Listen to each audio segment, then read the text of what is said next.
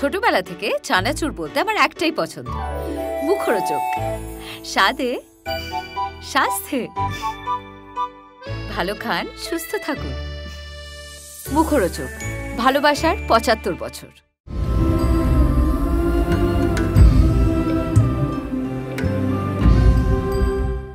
ঠান্ডার দিনে মনে পড়ে ঠান্ডি ঠান্ডি দিনों में नहाना चाहिए। আমি গাড়িতে বসে আছি, তারপর এক ভদ্রলোক সাইকেল থেকে নেমে বুক পকেট থেকে ২০০ টাকা দিয়ে বলে, মোহর মা এ নাও, তুমি তো কলেজে ভর্তি হতে পারছো না, এই টাকাটা তোমার কাজে লাগবে। তুমি প্রেমে পড়েছো, মানে ইদানিং বলতে পারো যে কাউকে দেখে খুব ভালো লেগেছে। পাশের বাড়ি এক দাদু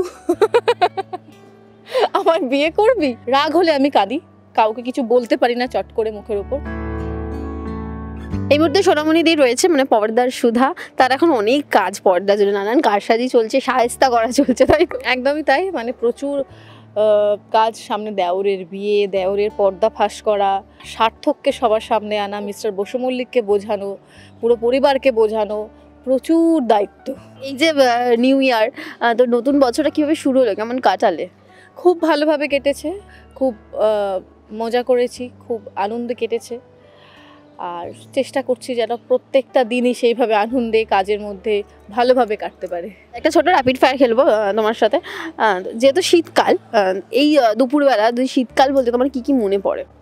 শীতকালে মনে পড়ে দুপুরবেলা খাওয়া দাওয়ার পর রোদে বসা, কমলা লেবু খাওয়া, তারপর এই দুপুরবেলা একটু খেলা, তারপর লেপ মুড়ি দিয়ে একটু ঘুমোনো, এইগুলো মিস করি, মনে পড়ে। একটা নতুন বছরের শুরু, তুমি যদি নিজের মধ্যে কিছু ইমপ্রুভ করতে চাও তাহলে সেটা কি হবে?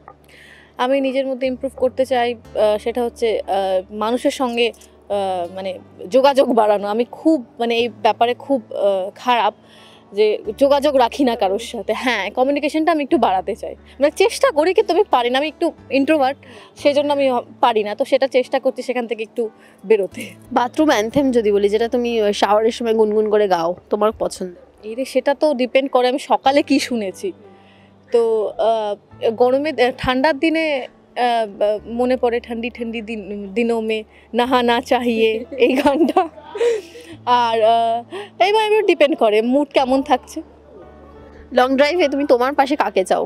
এই রে, লং ড্রাইভে আমি একাই চাই, কারণ আমি যেহেতু সবে নতুন নতুন ড্রাইভ করছি, আমার পাশে সবাই মানে বসতে এখনো সাহস পাচ্ছে না, তো সেই জন্য আপাতত আমি একাই লং ড্রাইভ মানে চাইলেও মানে পাওয়া মুশকিল, তো একা একাই ঠিক আছে। গরম কফি বা গরম চায়, মানে এক কাপ চায় তুমি কাকে চাও? এই রে, এটা তো বলা মুশকিল। এক কাপ চায়ে আমি চা খাই না, প্রথমত কফি খাই। আর এটাও ডিপেন্ড করছে মানে পরিস্থিতির উপর। Favourite destination? প্যারিস যাওয়ার খুব ইচ্ছে, মানে গেছো না? যেতে চাও? যাওয়ার ইচ্ছে আছে, জানি না সম্ভব হবে কিনা বা কবে হবে, তবে ডেফিনেটলি আমি যাব। নিজের হাতের কোন রান্নাটা মানে খেয়ে লোকে বলেছে যে খুব ভালো হয়েছে, বা তুমি যেটা খুব ভালো করতে পারো? আমি পারি বেগুন কোফতা, আমি পারি হচ্ছে পালক চিকেন, এইগুলো যেমন আমি মোটামুটি ভালো পারি, লোকে বলে ভালো।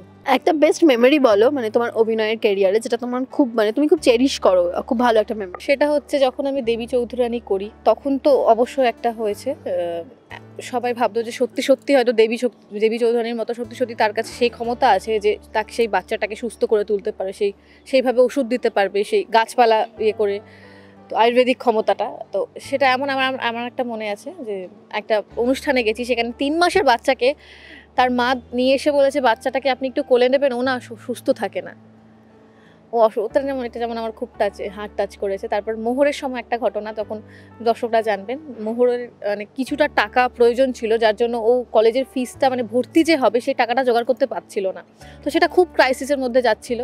তখন আমি দাঁড়িয়ে আছি সিগন্যালে, আমি গাড়িতে বসে আছি, তারপর এক ভদ্রলোক সাইকেল থেকে নেমে বুক পকেট থেকে ২০০ টাকা দিয়ে বলে, মোহর মা এ নাও, তুমি তো কলেজে ভর্তি হতে পারছো না, এই টাকাটা তোমার কাজে লাগবে।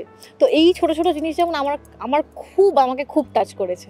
একটা যদি খারাপ মেমোরি বলো, মানে যেটা তুমি হার্ট হয়েছো বা তোমার মনে হয়েছে যে এটা না হলেও ভালো হতো। জীবনে এরকম অনেক ঘটনাই আছে, তবুও আমি মনে করি যে প্রত্যেকটা ঘটনায় ঘটা ভালো, তো তার থেকে কিছু না কিছু আর কি লেসন আমরা পাই। তো আমার এরকম কখনো মনে হয়নি যে না ঘটলেও ভালো হতো, তবে হ্যাঁ ঘটেছে। প্রথম প্রপোজাল, মানে ধরো তোমাকে কেউ প্রপোজ করেছে, মানে সেটা খুব মনে আছে তোমার, এরকম কোনো প্রপোজাল? এই মনে থাকার মতো প্রপোজাল মনে থাকার মতো প্রপোজাল, হ্যাঁ, আমার পাশের বাড়ি এক দাদু আমার বিয়ে করবি, আমি বলেছিলাম হ্যাঁ করব, তখন খুব ছোট, তো সেটা আমার এখনো মনে আছে। ছোটবেলায় একটা দুষ্টুমি বলো যেটা করে মায়ের কাছে খুব বকা হয়েছো। সেটা তো প্রচুর দুষ্টুমি করেছি, তার মধ্যে হচ্ছে বাবা একবার সুন্দর গোলাপের গাছ নিয়ে এসছে, তার এই ছোট গাছটা, সেখানে প্রচুর গোলাপ ধরে আছে, তো সেখানে গোলাপ গাছটা টবে করে রাখা। এবার আমার বুদ্ধি, মানে আমার কি মনে হয়েছে আমি জানি না, এই একটা গোলাপ গাছ কেন থাকবে, আরও অনেক গোলাপ গাছ চাই, তো সেখানে যতগুলো গোলাপ ছিল সব ডাঁটা এইটুকুটুকু করে কেটে সব মাটিতে পুঁতে দিয়েছি। দিয়ে আসল যে গাছটা, সেই গাছেই কোনো গোলাপ নেই, আর ওই সব ফুলগুলো সব ওই মাটিতে করা।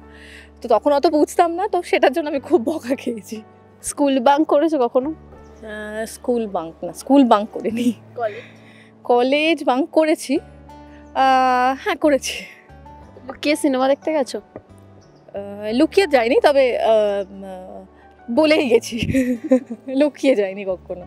প্রথম প্রেম মানে ধরো তুমি কাউকে ভালো লেগেছে, তুমি তোমাকে বলেছে এবং ঘুরতে গেছো একসাথে, এরকম হয়? না, ভালো তো অনেকজনকেই লেগেছে ছোটবেলা, কিন্তু ঘুরতে যাওয়ার স্বপ্ন মানে এটা সেটা পূরণ হয়নি, কারণ যাদেরকে ভালো লেগেছে তারা হয়তো কেউ বাস্তবই না, মানে অবাস্তব কোনো চরিত্র, বা তাকে ধরা ছোঁয়া বাইরে।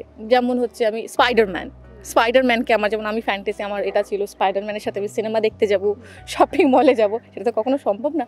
তো হ্যাঁ, এইটা। হার্ট ব্রেক হয়েছে? হার্ট ব্রেক, হ্যাঁ, ছোটোখাটো বিষয়ে হয়, কারণ আমি খুব সেন্সিটিভ আর ইন্ট্রোভার্ট যেহেতু, তো ছোটোখাটো বিষয়ে প্রায় প্রত্যেক দিনই ছোটোখাটো অল্প ছোটো, কেউ ধরো কিছু খাচ্ছে, এবার আমাকে একটু কম দিল, তো আমি তাকে প্রকাশ করলাম না, কিন্তু আমার হার্টটা ব্রেক হলো, আমাকে এইটুকু দিল, আমাকে কম দিল। লাস্ট কবে তুমি প্রেমে পড়েছো, মানে ইদানিং বলতে পারো, যে কাউকে দেখে খুব ভালো লেগেছে, ক্রাশ খেয়েছো?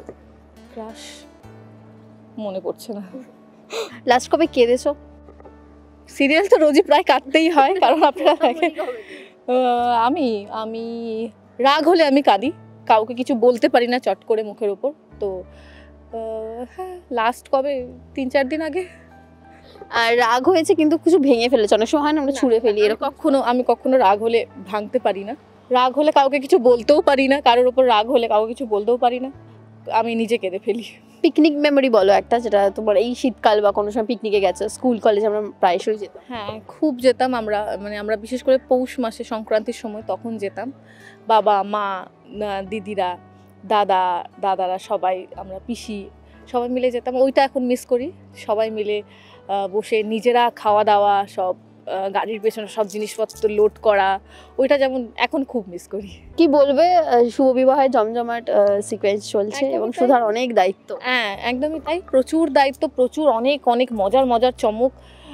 সুধা চেষ্টা করছে সব কিছু পর্দা ফাঁস করার, তারপরেও কোথাও গিয়ে ফেল হয়ে যাচ্ছে, তারপরেও গিয়ে চেষ্টা করছে, তো সেটা কি চেষ্টাটা কি সেইগুলো জানতে গেলে অবশ্যই চোখ রাখতে হবে টিভির পর্দায়, রোজ রাত 9টায় শুধুমাত্র স্টার জলসায়। শুভ বিবাহ দেখতে হবে, আর যেভাবে ভালোবাসছেন, যেভাবে পাশে আছেন, আগামী দিনেও আমরা চাইবো, কামনা করবো যে প্রচুর ভালোবাসুন, একদম পাশে থাকুন।